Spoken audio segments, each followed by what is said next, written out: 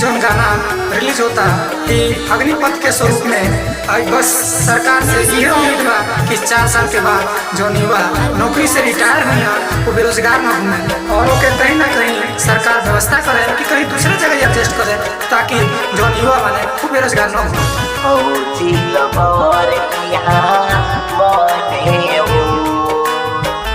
अग्निपथ के नियम लगवला फौजी लभर यहाँ मरे हो।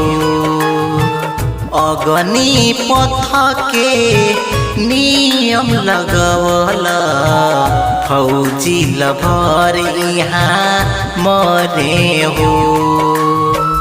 ए मोदी चाचा ई कतु कइला, ए मोदी चाचा ई कतु कइला, भरोसा न होता हो।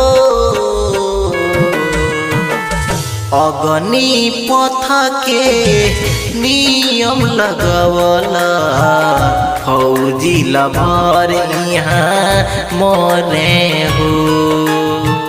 अग्निपथ के नियम लगवला फौजी लभर यहाँ मरे हो। अग्निपथ के स्वरूप में जो युवा लोग विरोध करता बड़ा गलत चीज है। का से कोनो चीज के हिंसा से अगर हम विरोध करें तो सरकार के पास बात ना पहुंच पाई। अगर विरोध करे के बाद तो अहिंसक तरीके से विरोध कर जाए तब जाके युवा लोग के ताकत सरकार के पास पहुंचे।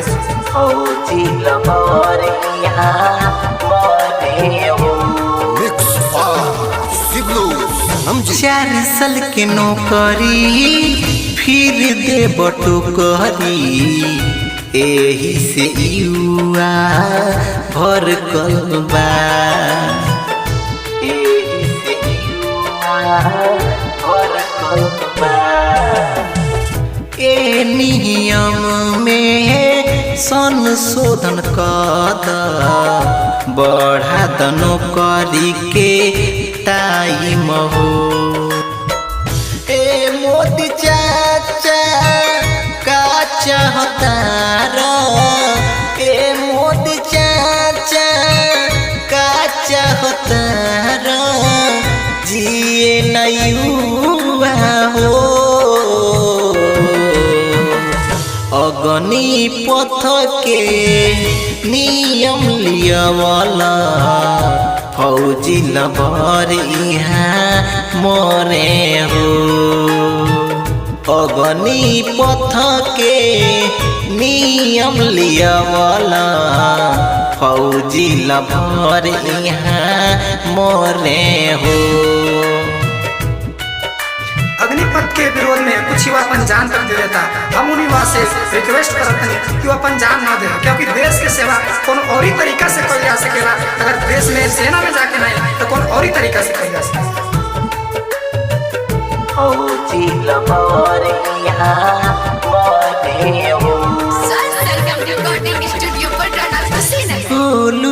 अब से तैयारी के जो हताड़े नौकरी हो, जो हताड़े नौकरी हो।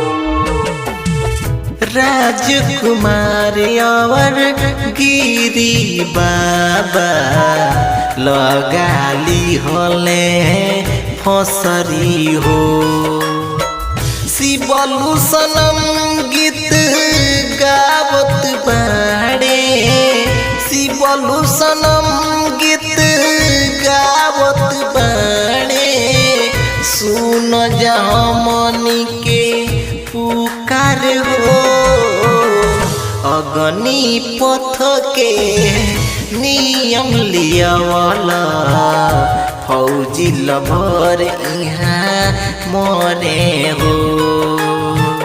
अग्निपथ के नियम लियावला फौजी लभर यहाँ मरे हो।